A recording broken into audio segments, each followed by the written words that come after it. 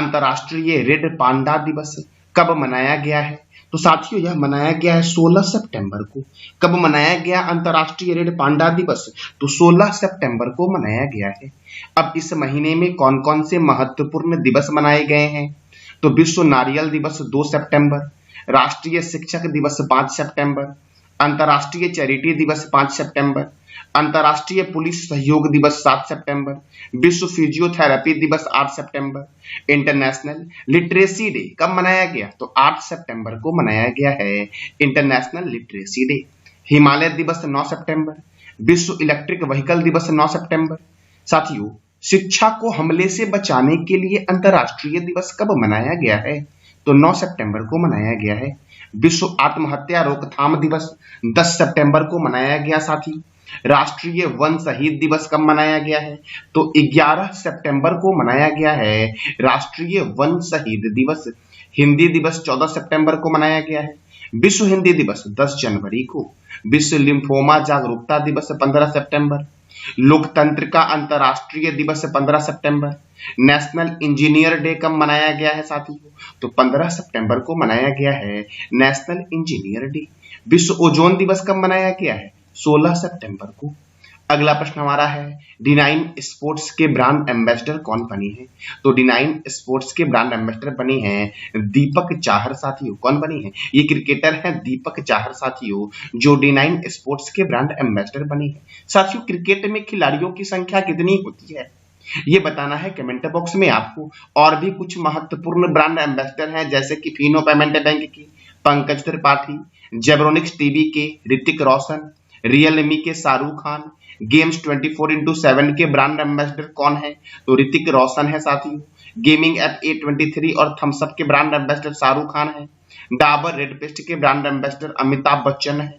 Fire volt के Kiara Advani, Switzerland के tourism friendship के ब्रांड एम्बेसडर है नीरज चोपड़ा। साथियों, बैंकिंग धोखाधड़ी जागरूकता अभियान के भी ब्रांड एम्बेसडर हैं नीरज चोपड़ा।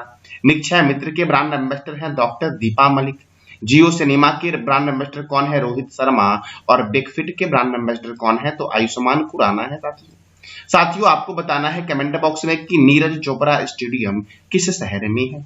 अगला प्रश्न हमारा है, नुआखाई जुआर महोत्सव 2023 का कहाँ मनाया गया साथियों?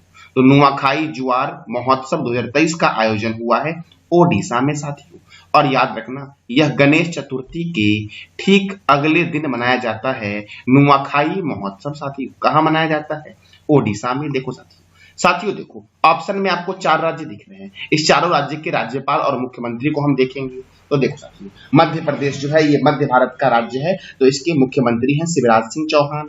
और राज्यपाल साथियों कौन है? तो मंगूभाई छगन भाई पटेल। छत्तीसगढ़ भी साथियों मध्य भारत का ही राज्य है, इसके मुख्यमंत्री हैं भूपेश बघेल।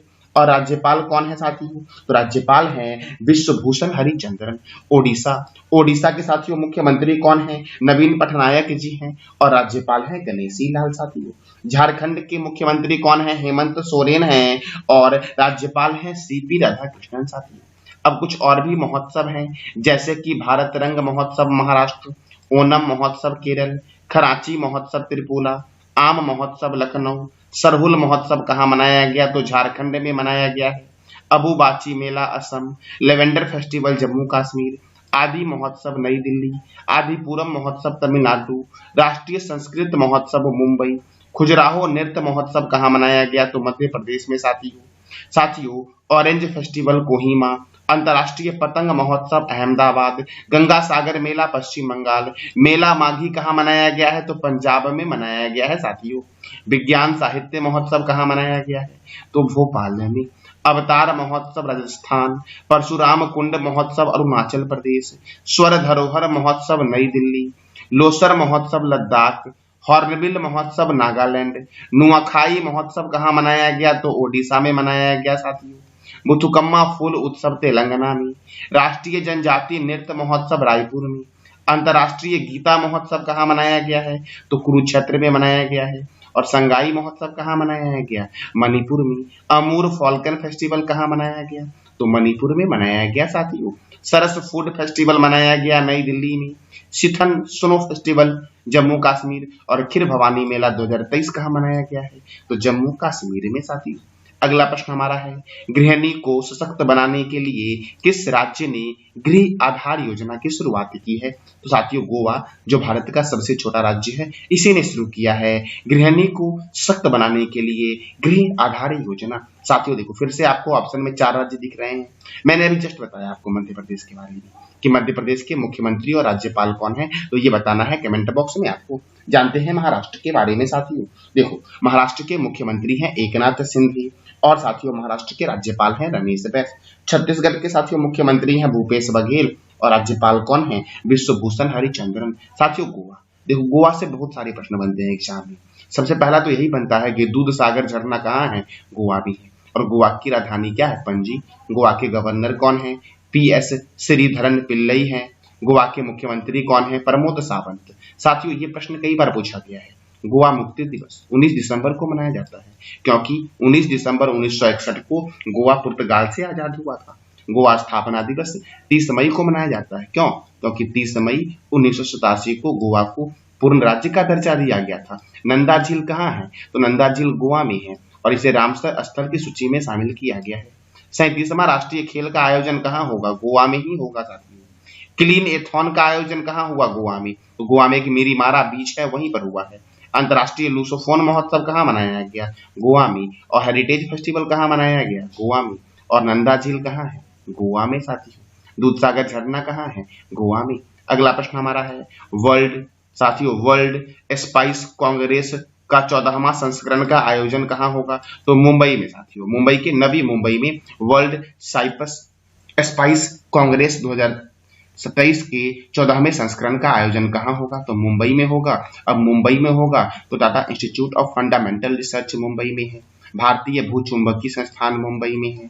छत्रपति शिवाजी अंतर्राष्ट्रीय हवाई अड्डा मुंबई में है। और साथियों केंद्रीय कपास अनुसंधान संस्थान भी साथियों महाराष्ट्र के नागपुर में है। नेशनल केमिकल लेबोरेटरी कहाँ है? पुणे में है साथियों इंडियन सेक्रेटरी प्रेस कहाँ है? पुणे में। भारतीय मौसम वेधशाला कहाँ है? पुणे में। भाभा परमाणु अनुसंधान केंद्र कहाँ है? मुंबई में साथियों। और नीरज चोपड़ा स्टेडियम कहाँ है? पुणे में। अगला प्रश्न हमारा है, आसियान संयुक्त सैन्य अभ्यास 2023 का आयोजन कहाँ हुआ है? तो इंडोनेशिया में हुआ है साथियों। कहाँ हुआ है? इंडोनेशिया में।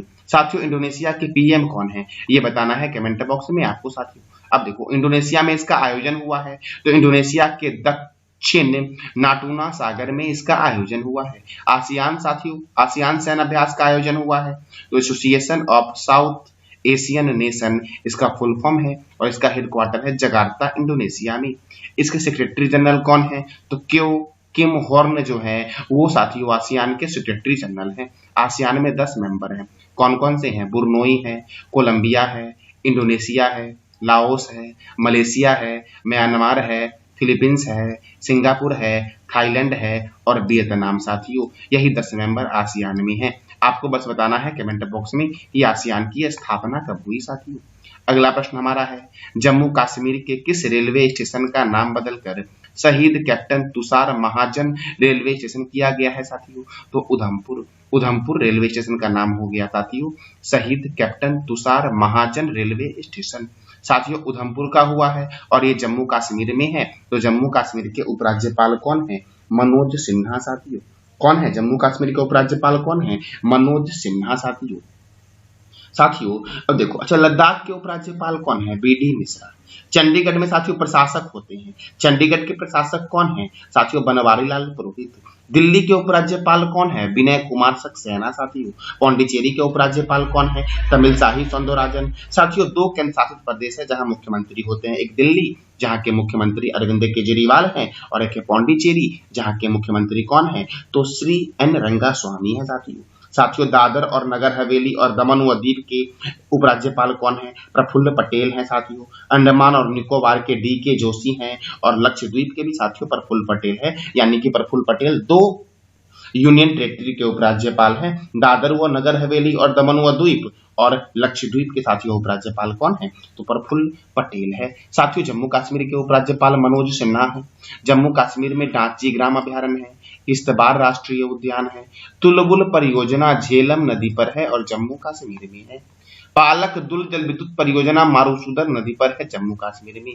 और मिस वर्ल्ड 2023 का आयोजन कश्मीर में होगा साथियों जम्मू कश्मीर में ही बैरी नाग झील है। मानसबल झील है, शेषनाग झील है, बुलर झील है, डल झील है। ये सब कहाँ है? जम्मू कश्मीर में।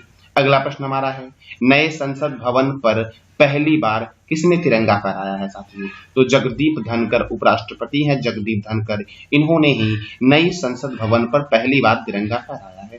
अब साथियों पुरानी संसद भवन का नाम क्या कर दिया गया है?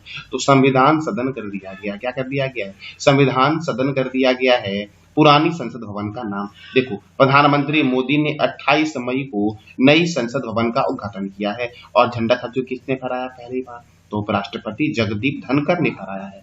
देखो संसद की नई भवन पर पहली बार रविवार को तिरंगा फहराया गया था। कब? 17 सितंबर को साथियों। और 19 सितंबर को गणेश चतुर्थी के दिन संसद की पुराने बिल्डिंग के कामकाज नई इमारत में शिफ्ट हो गई थी।